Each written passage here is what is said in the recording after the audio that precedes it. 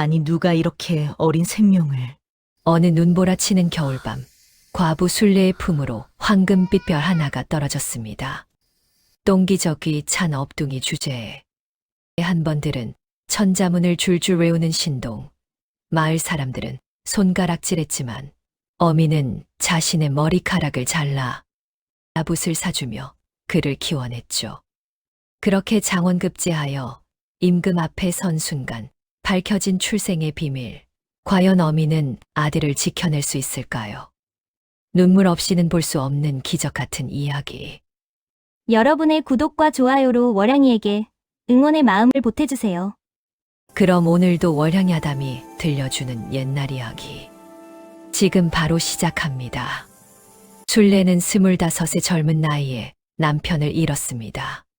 결혼한 지 겨우 3년째 되던 해, 남편은 한양으로 장사를 가던 길에 산적을 만나 목숨을 잃고 말았습니다. 그 소식을 전해들은 순례는 사흘 밤낮을 울다가 기절했고, 정신을 차렸을 때는 이미 남편의 장례까지 모두 끝난 뒤였습니다. 시댁 식구들은 순례를 냉대했습니다. 자식도 하나 못 낳고 남편만 잡아먹었다며 쫓아냈습니다. 친정은 더욱 형편이 어려워 돌아갈 수도 없었습니다. 순례는 마을 외곽의 낡은 초가집 한 칸을 얻어 홀로 살기 시작했습니다.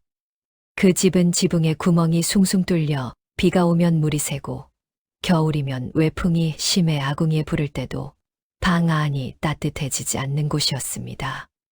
하지만 순례에게는 그것조차 감지덕지였습니다. 최소한 비바람을 피할 수 있는 자신만의 공간이 생긴 것이니까요. 순례는 낮에는 부잣집을 돌며 삭바느질을 했습니다. 양반댁 아낙네들의 치마 저고리를 꿰매고 혼수감을 만들어주고 때로는 이불을 깁기도 했습니다. 밤이면 호롱불을 켜고 앉아 새벽까지 바느질을 했습니다. 손가락에는 바늘에 찔린 상처가 끊이지 않았고 겨울이면 손이 튼 곳에서 피가 배어나왔습니다. 그렇게 벌어들이는 돈은 하루 낀 일을 때우기에도 빠듯했습니다. 아침은 거르기 일쑤였고 점심은 조밥에 된장을 풀어 먹었습니다. 저녁에는 운이 좋으면 나물 한 가지를 곁들일 수 있었습니다. 고기는 명절에나 구경할 수 있었고 그마저도 부잣집에서 바느질 품삯으로 얻어온 자투리였습니다. 마을 사람들은 순례를 동정했지만 그 누구도 진심으로 도와주지는 않았습니다. 과부라는 이유로, 자식이 없다는 이유로, 친정도 시댁도 없다는 이유로 무시당했습니다. 세월이 흘러 순례는 35이 되었습니다. 그날 밤은 눈보라가 몹시 거세게 몰아쳤습니다. 바람이 워낙 세서 초가집의 문짝이 덜그럭거렸고 차디찬 바람이 틈새로 들어와 등골을 시렵게 했습니다. 순례는 남은 장작을 아껴 쓰려고 이불을 뒤집어 쓰고 잠자리에 들었습니다. 얼마나 잤을까요? 순례는 이상한 꿈을 꾸기 시작했습니다. 꿈속에서 순례는 넓은 들판 한가운데 서 있었습니다. 하늘은 새까맣고 별들이 총총히 박혀 있었습니다. 그런데 갑자기 하늘 한가운데서 별 하나가 움직이기 시작했습니다. 처음에는 작은 별빛이었는데 점점 가까이 다가올수록 그 크기가 커졌습니다. 집채만큼, 아니 그보다 더 큰 황금빛 별이 하늘에서 떨어져 내려오고 있었습니다. 별은 찬란한 빛을 뿜으며 빙글빙글 돌면서 순례를 향해 다가왔습니다. 순례는 꿈속에서도 놀라서 뒤로 물러섰습니다. 하지만 별은 마치 의지가 있는 것처럼 순례를 따라왔습니다. 그리고 마침내 순례의 품속으로 뚝 떨어졌습니다. 이상했습니다. 그렇게 큰 별이었는데 순례의 품에 안기자 아기만큼 작아졌습니다. 따뜻했습니다. 황금빛은 사라지고 부드러운 온기만 남았습니다. 순례는 꿈속에서 그 작은 별을 꼭 안았습니다. 그때 갑자기 아기 울음소리가 들렸습니다. 응애, 응애. 순례는 깜짝 놀라서 잠에서 깼습니다. 꿈이었습니다. 하지만 아기 울음소리는 계속 들렸습니다. 환청인가 싶어 귀를 막아봤지만 소리는 더욱 또렷해졌습니다. 응애, 응애. 술래는 벌떡 일어나 문을 열었습니다. 눈보라가 얼굴을 후려쳤습니다. 주위에 몸이 움츠러들었습니다. 하지만 울음소리는 분명히 밖에서 들려오고 있었습니다. 술래는 눈을 헤치며 대문 쪽으로 나갔습니다. 그리고 대문 앞에서 믿을 수 없는 광경을 목격했습니다. 눈 위에 누군가 무언가를 놓고 간 흔적이 있었습니다. 그리고 그 자리에는 누더기에 쌓인 핏덩이 같은 아기가 울고 있었습니다. 온몸이 새빨갛게 얼어서 울음소리조차 가늘게 떨리고 있었습니다. 이게 무슨... 술래는 황급히 아기를 안아들었습니다. 아기는 너무 차가웠습니다. 금방이라도 숨이 끊어질 것 같았습니다. 술래는 옷을 벗어 아기를 감싸고 집 안으로 뛰어들어갔습니다. 아궁이에 남은 장작을 모두 넣어 불을 지폈습니다. 물을 데웠습니다. 아기를 안고 불 앞에 앉아 계속 괜찮아, 괜찮아 하며 등을 토닥였습니다. 다행히 아기는 조금씩 체온을 되찾기 시작했습니다. 울음소리도 점점 힘차졌습니다. 술래는 안도의 한숨을 내쉬었습니다. 누가 이렇게 어린 생명을, 아기를 버린 사람이 누군지, 왜 버렸는지 알 수 없었습니다. 남자아이였습니다.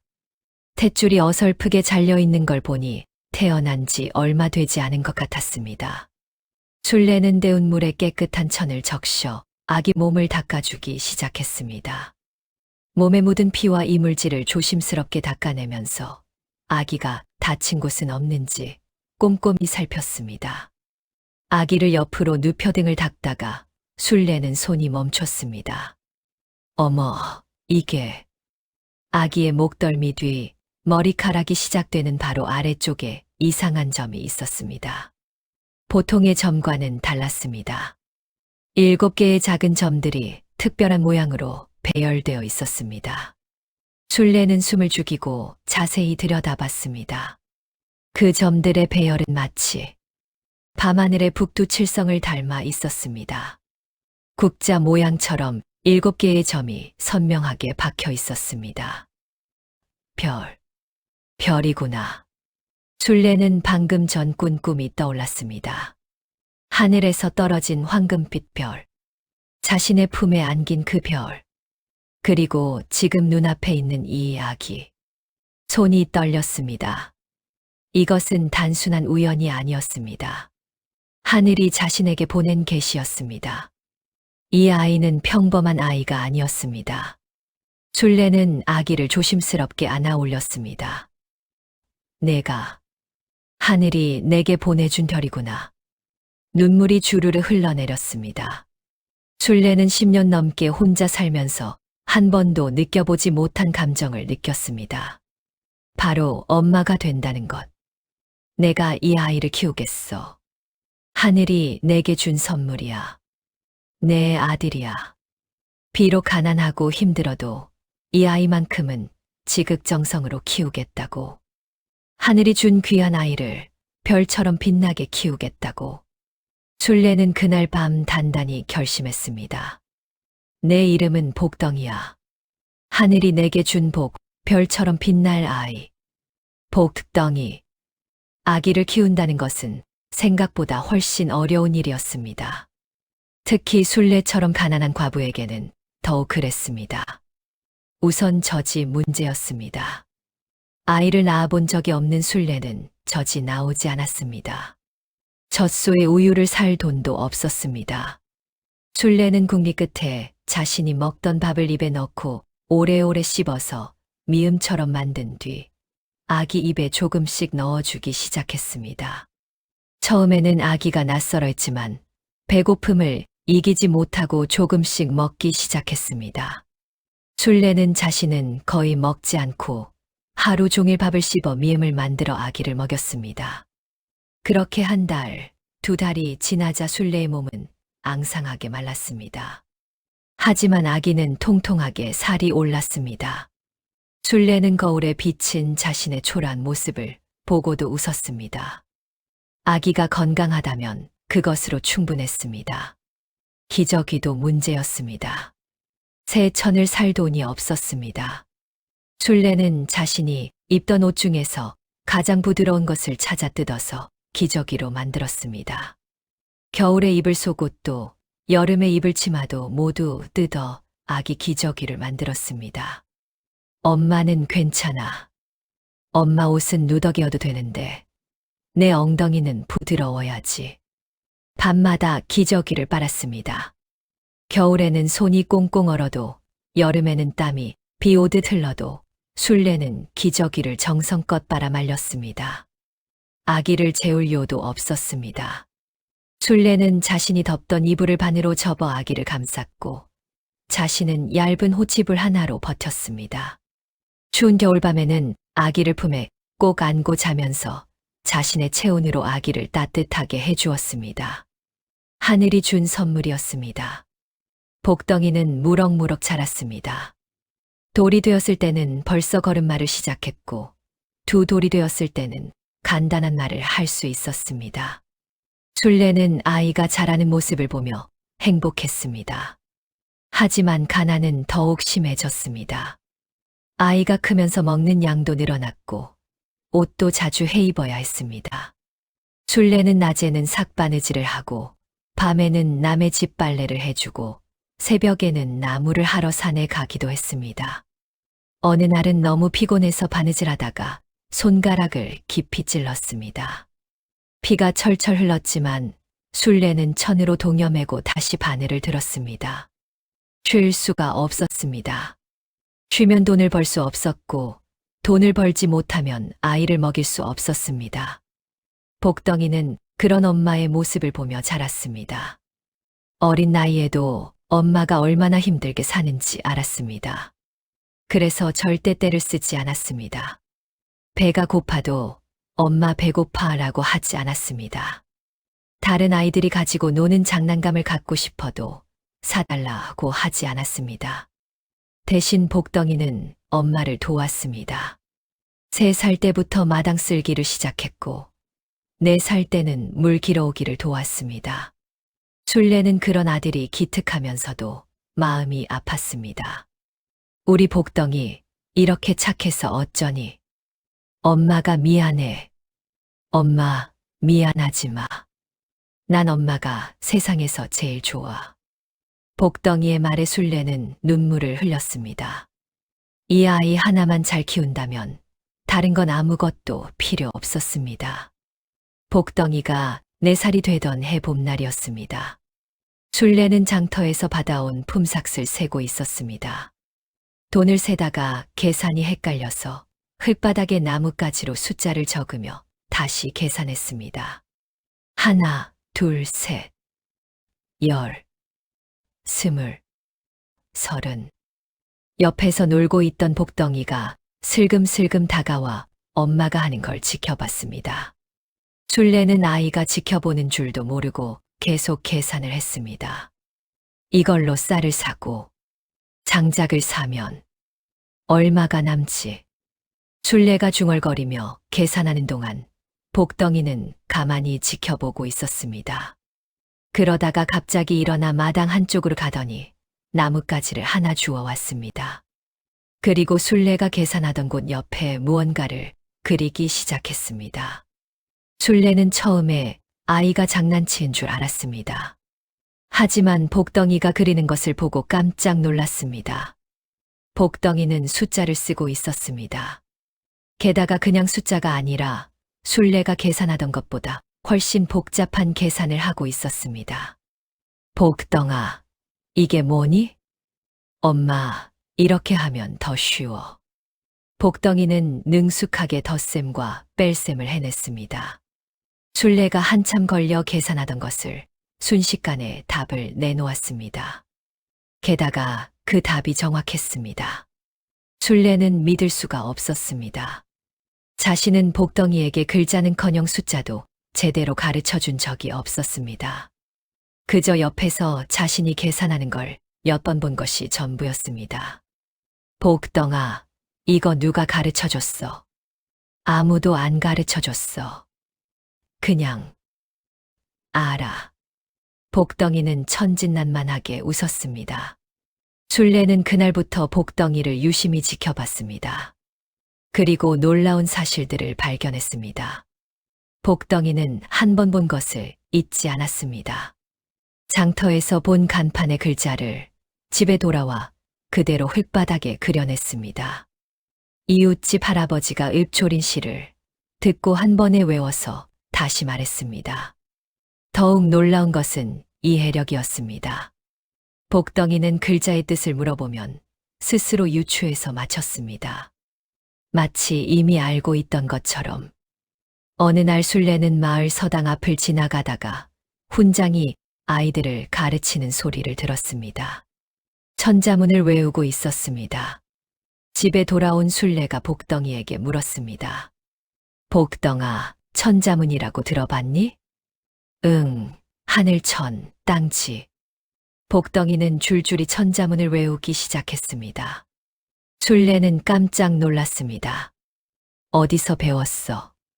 오늘 서당 앞 지나갈 때 들었어. 재미있어서 외웠어. 한 번 듣고 외운 것이었습니다. 술래는 그날 밤 잠을 이룰 수 없었습니다. 자신의 아들이 범상치 않다는 걸 깨달았기 때문입니다. 하늘이 보낸 별이라는 표식, 그리고 이 뛰어난 재능. 복덩이는 정말 특별한 아이였습니다. 이 아이를 제대로 가르쳐야 해. 이 재능을 썩힐 수는 없어. 술래는 결심했습니다. 어떻게든 복덩이를 공부시키겠다고. 술래는 몇 달 동안 돈을 모았습니다. 밥을 더 줄였습니다. 밤새 밀을 더 많이 받았습니다. 겨울 내내 입을 옷을 사지 않고 헌 옷을 기워 입었습니다. 드디어 속수로 낼 만한 돈이 모였습니다. 술래는 복덩이의 손을 잡고 마을 서당을 찾아갔습니다. 술래는 떨리는 마음으로 대문을 두드렸습니다. 누구시오? 안에서 엄한 목소리가 들렸습니다. 문이 열리고 훈장이 나왔습니다. 50대쯤 되어 보이는 양반으로 도포를 입고 갓을 쓰고 있었습니다. 소인은 이 마을에 사는 술래라고 합니다. 이 아이를 서당에 보내고 싶어서 왔습니다. 술래는 공손하게 절을 하며 말했습니다. 훈장은 술래와 복덩이를 위아래로 훑어봤습니다. 누더기 같은 옷, 남루한 모습. 훈장의 얼굴에 불쾌한 표정이 스쳤습니다. 과부 술래 말이오. 그 업둥이를 서당에 보내겠다고? 네, 훈장님. 이 아이가 총명해서 글 공부를 시키고 싶습니다. 속수는 매달 빠짐없이 내겠습니다. 술래는 품에서 정성껏 모은 돈을 꺼내 보였습니다. 훈장은 코웃음을 쳤습니다. 속수 문제가 아니오. 이 서당은 양반 자제들이 다니는 곳이오. 근본도 모르는 업둥이가 어찌 여기 발을 들일 수 있겠소. 하지만 훈장님, 이 아이는 돌아가시오. 이곳은 신분이 천한 자가 올 곳이 아니오. 훈장은 단호하게 말하고는 문을 닫아버렸습니다. 술래는 망연자실한 채 그 자리에 서 있었습니다. 복덩이는 엄마의 손을 꼭 잡고 위로하듯 말했습니다. 엄마, 괜찮아. 나 공부 안 해도 돼. 아니야, 복덩아. 엄마가 꼭 방법을 찾을게. 술래는 며칠 뒤 다시 서당을 찾아갔습니다. 이번에는 더 많은 돈을 준비해서 갔습니다. 바느질품 외에도 바칠, 빨래, 청소 등 닥치는 대로 일을 해서 모은 돈이었습니다. 훈장님, 제발 한 번만 기회를 주십시오. 속수를 2배로 내겠습니다. 하지만 훈장의 대답은 똑같았습니다. 근본 없는 자식은 아무리 돈을 많이 내도 안 돼요. 양반의 자식들과 천민의 자식이 어찌 한자리에 앉겠소. 다시는 오지 마시오. 술래는 서당 밖에서 한참을 울었습니다. 하지만 복덩이 앞에서는 눈물을 보이지 않으려고 애썼습니다. 집으로 돌아오는 길, 술래는 복덩이에게 미안한 마음뿐이었습니다. 복덩아, 엄마가 못나서 미안해. 엄마, 나는 엄마가 최고야. 걱정하지 마. 복덩이는 어린 나이에도 엄마를 위로했습니다. 하지만 복덩이는 포기하지 않았습니다. 며칠 뒤부터 복덩이는 매일 아침 일찍 서당 근처로 갔습니다. 서당 담장 뒤에 있는 큰 나무 위로 올라가 숨어서 훈장이 가르치는 소리를 들었습니다. 서당의 창문은 열려 있었고 훈장의 목소리는 크고 분명했습니다. 복덩이는 나무 위에서 그 소리를 놓치지 않고 들었습니다. 하늘천, 땅지, 거물현, 누를황. 대학 지도는 명명덕에 제친민하고 제지어지선이라. 훈장이 가르치는 모든 내용을 복덩이는 귀를 쫑긋 세우고 들었습니다. 그리고 그 자리에서 다 외웠습니다. 집에 돌아오면 엄마에게 오늘 배운 내용을 말했습니다. 술래는 아들의 놀라운 기억력에 매번 감탄했습니다. 오늘은 논어를 배웠어. 하기 시습지 불여결호라고 했어. 배우고 때때로 익히면 기쁘지 아니한가 라는 뜻이래. 우리 복덩이 정말 대단하구나. 술래는 아들이 자랑스러웠습니다. 비록 서당에 정식으로 다니지는 못하지만 어깨너머로라도 배우는 모습이 기특했습니다. 복덩이는 듣는 것만으로는 부족했습니다. 집에 돌아오면 흙바닥에, 때로는 나무 껍질에, 심지어 눈 위에도 나뭇가지로 글자를 써가며 복습했습니다. 종이와 붓이 없어도 상관없었습니다. 복덩이에게는 배우고자 하는 열정이 있었습니다. 몇 달이 지나자 복덩이는 서당의 아이들보다 더 많은 것을 알게 되었습니다. 서당 아이들은 훈장의 꾸지람이 무서워 대충대충 외웠지만 복덩이는 진심으로 배우고 싶어서 한 글자도 놓치지 않고 익혔습니다. 어느 날 서당의 한 아이가 복덩이를 발견했습니다. 저기 나무 위에 누가 있어. 아이들이 모두 밖으로 나와 복덩이를 보았습니다. 과부집 업둥이잖아. 훈장님께 일러 바쳐야지. 하지만 복덩이는 당황하지 않고 나무에서 내려왔습니다. 그리고 당당하게 말했습니다. 나는 훔친 것도 아니고 해친 것도 아니다. 다만 배우고 싶어서 들었을 뿐이다. 학문은 신분을 가리지 않는다고 성현께서 말씀하시지 않았는가. 아이들은 어린 복덩이의 당당한 모습에 할 말을 잃었습니다. 훈장이 나왔습니다. 무슨 소란이냐? 훈장님, 저 업둥이가 몰래 엿듣고 있었습니다. 훈장은 복덩이를 노려봤습니다. 이놈, 감히 남의 서당에서. 죄송합니다, 훈장님. 하지만 저는 배우고 싶습니다. 제가 서당에 들어갈 수 없다면 이렇게라도 배우고 싶습니다. 복덩이는 훈장 앞에 무릎을 꿇었습니다. 훈장은 화가 났지만 복덩이의 진지한 눈빛을 보고는 말문이 막혔습니다. 어디 얼마나 배웠나 보자. 천자문이나 외워보거라. 하늘천, 땅지, 거물현, 누를황. 복덩이는 막힘없이 천자문을 외워 내려갔습니다. 단 한 글자도 틀리지 않고 끝까지 완벽하게 외웠습니다. 훈장의 얼굴에 놀라움이 스쳤습니다. 그럼 대학은? 대학 지도는 명명덕에 제친민하고 복덩이는 대학의 첫 구절도 막힘없이 외웠습니다. 훈장은 입을 다물지 못했습니다. 논어는? 자왈하기 시습지 불여결호. 복덩이는 논어까지 줄줄 외웠습니다. 단순히 외운 것이 아니라 뜻까지 완벽하게 이해하고 있었습니다. 이놈이. 훈장은 어쩐지 기분이 이상했습니다. 업둥이 주제에 이렇게 총명하다니. 하지만 인정하고 싶지 않았습니다. 2번 다시 서당 근처에 얼씬거리지 마라. 훈장은 쫓아내고는 서당으로 들어갔습니다. 하지만 복덩이는 다음 날도, 그 다음 날도 나무 위에 올라가 공부를 들었습니다. 훈장도 더 이상 쫓아내지 않았습니다. 어쩌면 내심 복덩이의 재능을 인정하고 있었는지도 모릅니다. 복덩이의 소문은 마을 전체로 퍼졌습니다. 과분의 업둥이가 신동이래. 서당도 안 다니면서 양반 자제들보다 똑똑하대. 허긴 그 아이 목 뒤에 별 모양점이 있다잖아. 범상치 않은 아이야. 소문은 점점 커졌고 결국 마을의 양반 어른들 귀에까지 들어갔습니다. 마을을 다스리는 유력한 양반 김진사는 이 소문을 듣고 기분이 좋지 않았습니다. 자신의 아들은 서당에 다닌 지 몇 년이 되었는데도 글을 제대로 읽지 못했기 때문입니다. 과부의 업둥이가 우리 자제들보다 낫다. 말도 안 되는 소리다.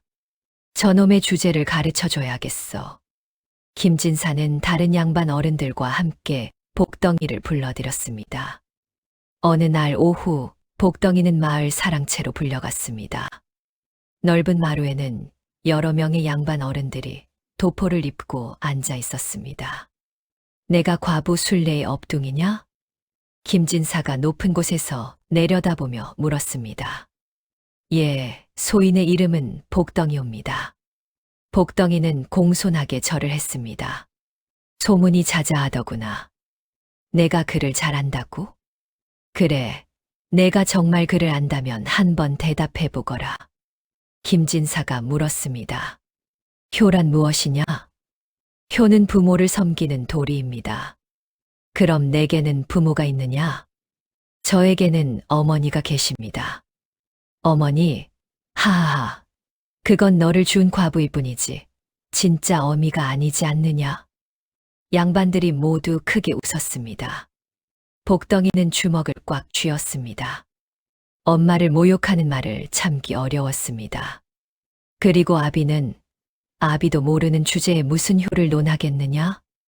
김진사의 말에 다른 양반들도 계속 비웃었습니다. 복덩이는 천천히 고개를 들었습니다. 어린 나이였지만 눈빛만큼은 또렷했습니다. 어르신께 여쭙겠습니다. 복덩이의 목소리는 떨리지 않았습니다. 하늘에는 아버지가 계십니까? 뭐라? 김진사가 어리둥절해했습니다. 하늘에는 아버지가 없고 땅에는 어머니가 없습니다. 하지만 하늘과 땅은 만물을 낳고 기르니 으뜸이라 하였습니다. 복덩이는 또박또박 말을 이어갔습니다. 소인의 어머니는 소인을 낳지는 않으셨으나 죽을 목숨을 살리시고 키우셨습니다. 이것이 하늘과 땅의 덕이 아니겠습니까? 양반들의 웃음소리가 잦아들었습니다. 그리고 어르신께서 말씀하신 성현의 가르침 중에 부모가 없는 자식은 짐승과 같다는 말씀은 소인이 알기로는 없습니다. 오히려 공자께서는 사람됨의 근본은 효와 재에 있다고 하셨고 효는 부모를 섬기는 것이라 하셨을 뿐 낳은 부모만을 말씀하신 것이 아닙니다. 복덩이는 당당하게 말했습니다. 맹자께서도 말씀하시길 사람이 사람다운 것은 인이애지의 마음이 있기 때문이라 하셨습니다. 신분이나 혈통이 사람을 사람답게 만드는 것이 아니라 마음과 행실이 사람을 사람답게 만든다고 하셨습니다. 김진사의 얼굴이 붉어지기 시작했습니다. 감히 이놈이 소인이 잘못 알고 있다면 바로잡아 주십시오. 복덩이는 공손하게 말했습니다. 하지만 소인이 알기로 학문은 덕을 쌓는 것이지 족보를 따지는 것이 아닙니다. 어르신께서는 어찌하여 성현의 말씀을 거스르며 혈통만을 따지려 하십니까? 사랑채가 조용해졌습니다. 양반들은 할 말을 잃었습니다. 어린아이가 성현의 말씀을 인용하며 논리적으로 반박하자 감히 대꾸할 말이 없었습니다. 복덩이는 계속 말했습니다. 공자께서는 배우기를 좋아하는 자는 먹는 것을 잊고 즐거워하면 근심을 잊어 늙음이 장차 이를 줄 모른다고 하셨습니다. 소인은 배우기를 좋아합니다. 신분이 천하다 하여 배움을 포기할 수 없습니다. 그래도 내 주제에. 김진사가 화를 내려 했지만 옆에 있던 나이 많은 양반이 손을 들어 말렸습니다. 진사, 그만하게. 이 아이의 말이 틀리지 않았네. 그 양반은 마을에서 가장 학식이 높기로 유명한 박찬판이었습니다. 아이야, 내가 한 말들은 모두 옳다. 진정한 학문은 신분을 따지지 않는다. 내 스승이 누구냐? 소인은 정식 스승이 없습니다. 다만 서당 밖에서 어깨 너머로 배웠을 뿐입니다. 그것만으로 이 정도 식견을 갖추다니. 참으로 신동이로구나. 박참판은 감탄했습니다. 어서 가거라. 그리고 앞으로도 학문에 정진하거라. 하늘이 내린 재능을 헛되이 하지 마라. 감사합니다, 어르신. 복덩이는 깊게 절을 하고 사랑채를 나왔습니다. 김진사는 화가 났지만 박참판 앞에서 더 이상 말을 할 수 없었습니다. 다른 양반들도 쑥스러워하며 자리를 떴습니다. 복덩이가 나가고 난 뒤 박참판이 중얼거렸습니다. 저 아이 범상치 않구나. 목 뒤에 별 모양점이며 저 총명함이며 필시 귀한 혈통이 것이야. 그날 이후 마을 사람들은 복덩이를 함부로 대하지 못했습니다. 어린 나이에 양반 어른들을 말로 굴복시켰다는 소문이 퍼졌기 때문입니다. 복덩이의 학문은 날로 깊어져 갔습니다. 서당에서 배우는 것만으로는 부족했습니다. 복덩이는 더 많은 책을 읽고 싶어 했습니다. 어느 날 복덩이가 순례에게 말했습니다. 엄마, 나도 책이 있었으면 좋겠어. 그러면 더 많이 공부할 수 있을 텐데. 순례는 가슴이 아팠습니다. 책 한 권을 사려면 몇 달치 생활비가 필요했습니다. 그런 여유는 없었습니다. 하지만 순례는 아들의 재능을 썩힐 수 없었습니다. 며칠 밤을 고민하다가 순례는 결심을 했습니다. 다음 날 순례는 장터로 갔습니다. 그리고 자신의 머리카락을 잘랐습니다. 긴 머리카락은 가발을 만드는 재료로 쓰여서 좋은 값에 팔렸습니다. 이 돈으로 붓과 먹, 그리고 종이를 살 수 있겠구나. 순례는 눈물을 흘리며 머리카락을 팔았습니다. 여인에게 머리카락은 소중한 것이었습니다. 하지만 아들의 미래가 더 소중했습니다. 집으로 돌아온 순례는 짧아진 머리를 수건으로 가렸습니다. 복덩이가 놀랄까봐 감추고 싶었습니다. 복덩아, 엄마가 좋은 걸 구해왔다. 순례는 붓과 먹, 그리고 종이 몇 장을 복덩이에게 건넸습니다. 엄마, 이게... 복덩이는 기뻐서 어쩔 줄 몰랐습니다. 처음으로 갖게 된 공부 도구였습니다. 어떻게 이걸 구했어? 엄마가 일을 좀 더 열심히 해서 모았단다. 순례는 웃으며 말했습니다. 하지만 며칠 뒤 복덩이는 엄마의 머리가 짧아진 것을 알았습니다. 엄마, 머리가... 이거 여름이라 더워서 잘랐단다. 순례는 둘러댔지만 복덩이는 알았습니다. 엄마가 머리카락을 팔아서 공부 도구를 사준 것을. 복덩이는 엄마를 꼭 안았습니다. 엄마, 고마워. 나 열심히 공부할게. 꼭 훌륭한 사람이 될게. 우리 복덩이, 엄마는 내가 건강하고 행복하기만 하면 그걸로 충분해. 순례는 아들을 안으며 눈물을 흘렸습니다. 그날 밤 복덩이는 촛불을 켜고 앉아 처음으로 붓을 들었습니다. 종이 위에 한자 정성스럽게 글자를 썼습니다. 엄마, 고마워요. 사랑해요. 복덩이는 그 종이를 소중히 간직했습니다. 그리고 마음속으로 다짐했습니다. 언젠가 내가 크면 엄마에게 세상의 모든 좋은 것을 드릴 거야. 세월이 흘러 10년이 지났습니다. 복덩이는 이제 20살의 청년이 되었습니다. 키가 훌쩍 크고 준수한 외모의 학식까지 겸비한 인재로 성장했습니다. 마을의 박참판은 복덩이의 재능을 아까워하여 자신의 서재에 있는 책들을 모두 빌려주었습니다. 복덩이는 그 책들을 밤낮으로 읽으며 학문을 닦았습니다. 사서삼경은 물론이고 역사서, 병법서, 시문까지 모두 섭렵했습니다.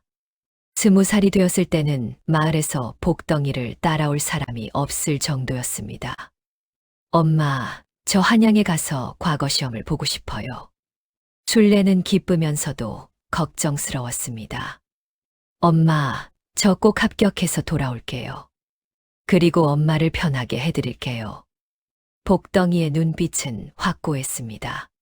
술래는 며칠 밤을 새워 아들의 옷을 지었습니다. 비록 좋은 옷감은 아니었지만 정성을 다해 한 땀 한 땀 꿰맸습니다. 복덩아, 몸 조심해서 다녀오너라. 엄마는 여기서 기다릴게. 네, 엄마. 좋은 소식 가지고 올게요. 복덩이는 엄마에게 큰 절을 올리고 한양으로 떠났습니다. 시험 날이 되었습니다. 성균관 앞에는 수많은 선비들이 모여 있었습니다. 시험이 시작되었습니다. 첫 과목은 사서오경에 대한 문제였습니다. 복덩이는 막힘없이 답안을 작성했습니다. 두 번째 과목은 시부였습니다. 주어진 제목으로 시를 짓는 것이었습니다. 복덩이는 붓을 들어 아름다운 시를 지었습니다. 세 번째 과목은 책문이었습니다. 나라를 다스리는 방법에 대한 의견을 쓰는 것이었습니다. 복덩이는 자신의 생각을 조리 있게 서술했습니다. 시험이 끝나고 며칠 뒤 합격자 발표가 있었습니다.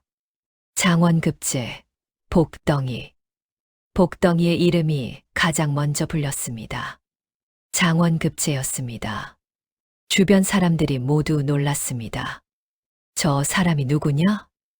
들어보니 시골에서 온 선비라는데 어디 양반가 자제인가? 복덩이는 믿을 수 없었습니다. 자신이 장원급제를 했다니 엄마에게 빨리 이 소식을 전하고 싶었습니다. 장원급제자에게는 임금이 직접 어사화를 내리는 영광이 주어졌습니다. 복덩이는 떨리는 마음으로 대궐로 향했습니다. 대궐의 웅장함에 입이 떡 벌어졌습니다. 복덩이는 평생 이런 곳을 와본 적이 없었습니다. 어전으로 들어가니 높은 곳에 임금이 앉아 계셨습니다. 위엄 있는 모습이었습니다. 장원급제자 복덩이 전하를 아려나옵니다. 복덩이는 300우고 두레를 올렸습니다. 이마를 땅에 대고 깊이 절했습니다. 고개를 들어보거라.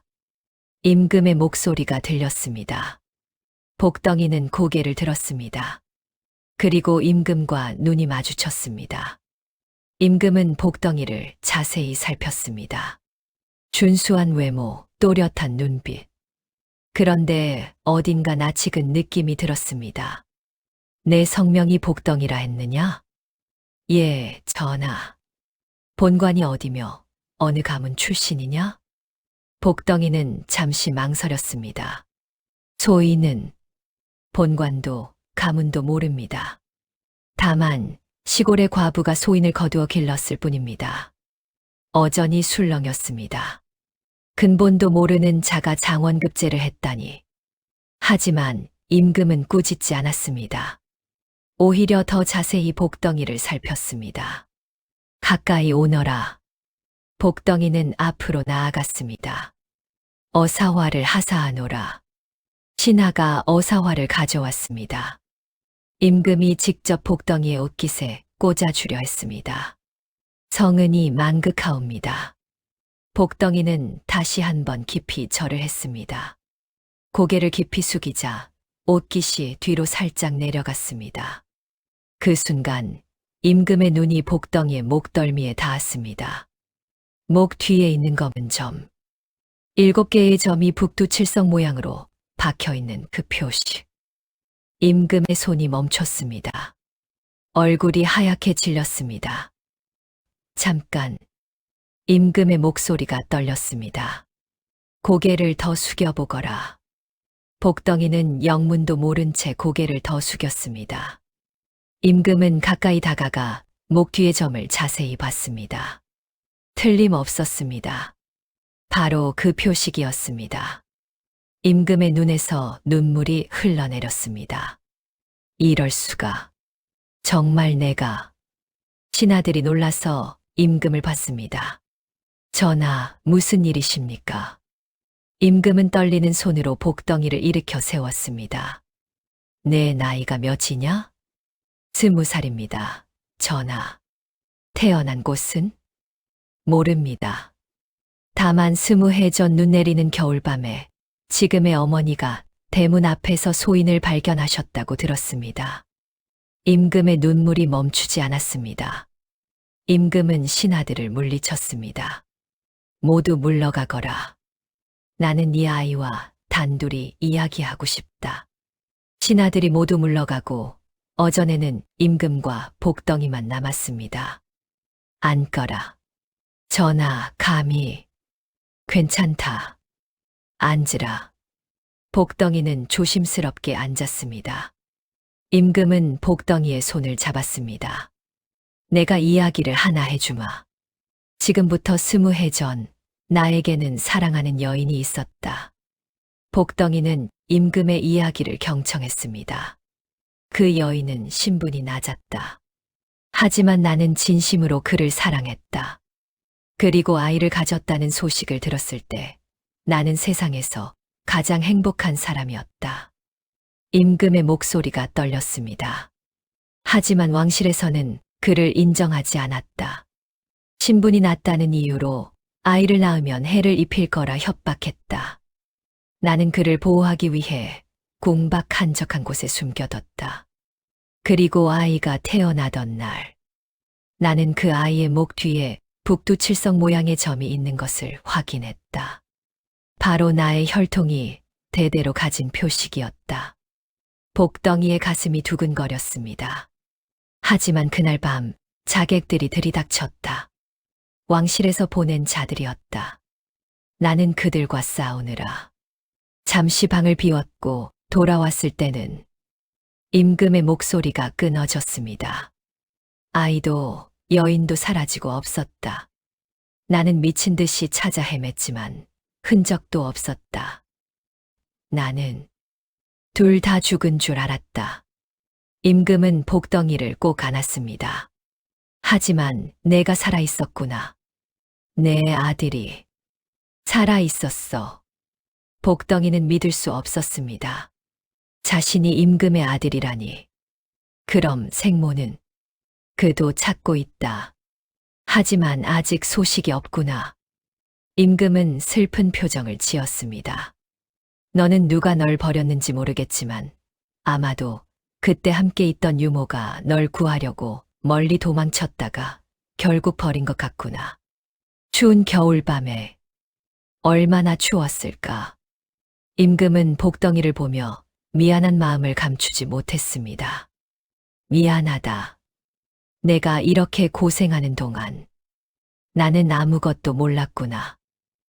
전하, 이제 모든 것이 밝혀졌다. 너는 내 아들이다. 왕실의 적통이다. 임금은 복덩이에게 말했습니다. 이제 대궐로 들어오너라. 세자로서의 삶을 살아라. 내가 받아야 할 모든 것을 돌려주마. 전하, 좋은 옷을 입고 좋은 음식을 먹고 호화로운 궁궐에서 살 수 있다. 모든 사람들이 너를 세자로 대접할 것이다. 임금의 제안은 달콤했습니다. 그리고 이제 그 과부와의 인연은 끊어라. 그는 너를 주운 사람일 뿐 진짜 어머니가 아니지 않느냐. 그 말에 복덩이의 얼굴이 굳어졌습니다. 무슨 말씀이십니까, 전하? 세자가 과부의 아들로 살 수는 없지 않느냐. 체면도 있고. 전하, 복덩이는 단호하게 말을 끊었습니다. 소인을 낳아주신 분이 누구든 소인을 키워주신 분은 저 어머니뿐입니다. 하지만 그분은 자신의 밥을 굶으면서 소인을 먹이셨습니다. 자신의 머리카락을 팔아 소인의 책을 사주셨습니다. 추운 겨울밤 자신의 이불을 덮어주시며 소인을 따뜻하게 해주셨습니다. 복덩이의 목소리가 떨렸습니다. 소인이 오늘 이 자리에 있을 수 있는 것은 모두 저 어머니의 희생 덕분입니다. 그 은혜를 어찌 저버릴 수 있겠습니까? 그래도 이제는 신분이 무엇입니까? 사람됨의 근본은 효와 의리가 아닙니까? 소인은 그 어머니의 아들로 살겠습니다. 복덩이는 고개를 숙였습니다. 소희는 세자가 되고 싶지 않습니다. 다만 어머니의 아들로 사는 것으로 충분합니다. 임금은 복덩이의 단호한 모습에 할 말을 잃었습니다. 섭섭하기도 했지만 한편으로는 자랑스러웠습니다. 자신의 아들이 이렇게 효성이 깊다니. 알겠다. 내 뜻이 그렇다면. 하지만 적어도 좋은 벼슬과 재물은 받아라. 그것이 내가 받아야 할 당연한 것이다. 감사하옵니다, 전하. 하지만 소희는 고향으로 돌아가 어머니를 모시고 살겠습니다. 너는 정말 특별한 아이구나. 임금은 복덩이를 다시 한 번 안았습니다. 좋다. 내 뜻대로 하거라. 대신 이것만은 받아다오. 임금은 황금과 비단, 그리고 넓은 땅의 문서를 내렸습니다. 이것으로 내 어머니를 잘 모셔라. 그리고 언제든 궁궐로 오고 싶으면 와도 좋다. 너는 내 아들이니까. 감사합니다, 전하. 복덩이는 깊이 절을 올렸습니다. 복덩이가 장원급제했다는 소식은 고향 마을에 빠르게 전해졌습니다. 과분의 복덩이가 장원급제를 했다. 게다가 임금님께 직접 상을 받았다던데. 대단하구나. 마을은 떠들썩했습니다. 그토록 천대받던 업둥이가 나라에서 가장 뛰어난 선비가 된 것입니다. 순례는 이 소식을 듣고 기뻐서 어쩔 줄 몰랐습니다. 우리 복덩이가 정말 눈물이 주르르 흘러내렸습니다. 기쁨의 눈물이었습니다. 마을 사람들이 순례에게 축하를 건넸습니다. 순례, 자식 복 참 좋네. 이제 편하게 살겠어. 하지만 순례는 걱정도 되었습니다. 아들이 높은 벼슬을 하게 되면 자신 같은 과부 어미는 부담이 되지 않을까. 혹시 아들이 나를 부끄러워하지 않을까. 순례는 자신의 초라한 모습을 보았습니다. 주름진 얼굴, 거친 손, 남루한 옷. 세자의 어미로는 어울리지 않았습니다. 며칠 뒤 복덩이가 금이 환영한다는 소식이 들렸습니다. 마을 사람들은 모두 마을 입구로 나와 복덩이를 맞이할 준비를 했습니다. 꽃가마와 악대가 준비되었습니다. 순례도 나가고 싶었지만 망설여졌습니다. 내가 나가면 아들이 부끄러워하지 않을까. 순례는 결국 마을 입구 한쪽 덤불 뒤에 숨어서 지켜보기로 했습니다. 멀리서라도 아들의 얼굴을 보고 싶었습니다. 마을 입구에서 나팔 소리가 들렸습니다. 복덩이 나으리께서 오신다. 화려한 행렬이 나타났습니다. 앞에는 악대가 음악을 연주하고 뒤에는 호위 무사들이 따랐습니다. 그 가운데 꽃으로 장식된 가마가 있었습니다. 가마가 멈추고 복덩이가 내렸습니다. 비단 관복을 입고 어사화를 꽂은 복덩이의 모습은 마치 선녀 같았습니다. 마을 사람들은 모두 감탄했습니다. 와, 정말 훌륭해졌구나. 이제 높은 벼슬을 하겠네. 복덩이는 주위를 둘러봤습니다. 많은 사람들이 자신을 축하하고 있었습니다. 하지만 복덩이가 찾는 사람은 단 한 명이었습니다. 어머니는 어디 계십니까? 복덩이가 물었습니다. 사람들은 서로 눈치를 봤습니다. 그게 과부 순례는 오지 않았네. 복덩이의 표정이 굳어졌습니다. 어머니가 안 오셨다고요? 복덩이는 주위를 샅샅이 살폈습니다. 그리고 마을 입구 덤불 뒤에 무언가 움직이는 것을 봤습니다. 복덩이는 그쪽으로 걸어갔습니다. 덤불 뒤에는 순례가 숨어 있었습니다. 초라한 옷을 입고 몸을 작게 웅크리고 있었습니다. 어머니. 순례는 고개를 들지 못했습니다. 복덩아. 축하한다. 정말 자랑스럽구나. 어머니, 왜 여기 계세요? 왜 저를 마중 나오지 않으셨어요? 나는 너무 초라해서 내 체면에 누가 될까봐. 순례의 목소리는 떨렸습니다. 복덩이는 순례의 손을 잡았습니다. 어머니, 무슨 말씀을 하세요? 어머니가 없었다면 저는 지금 여기 없었을 거예요.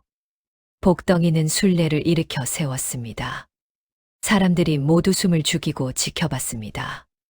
복덩이는 순례의 손을 잡고 마을 사람들이 모인 곳으로 걸어갔습니다. 사람들은 모두 놀라서 지켜봤습니다.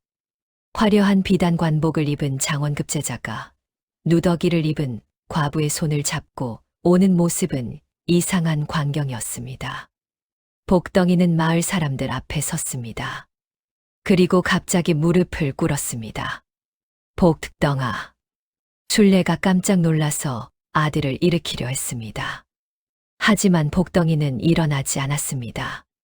대신 비단 관복을 입은 채로 흙바닥에 이마를 대고 순례에게 큰 절을 올렸습니다.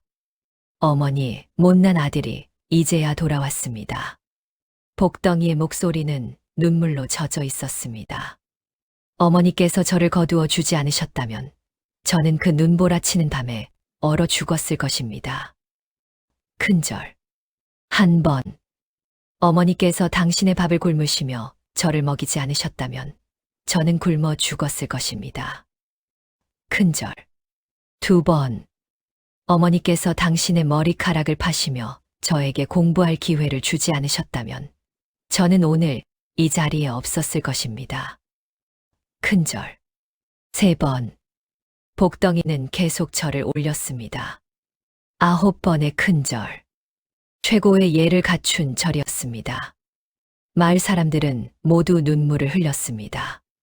저렇게 훌륭한 사람이 되어서도 자신을 키워준 과부를 진짜 어머니처럼 섬기는 모습에 감동했습니다. 순례는 눈물을 주체하지 못하고 아들을 일으켜 세웠습니다. 복덩아, 이러지 마. 내가 이렇게 잘 되어서 엄마는 그것만으로도.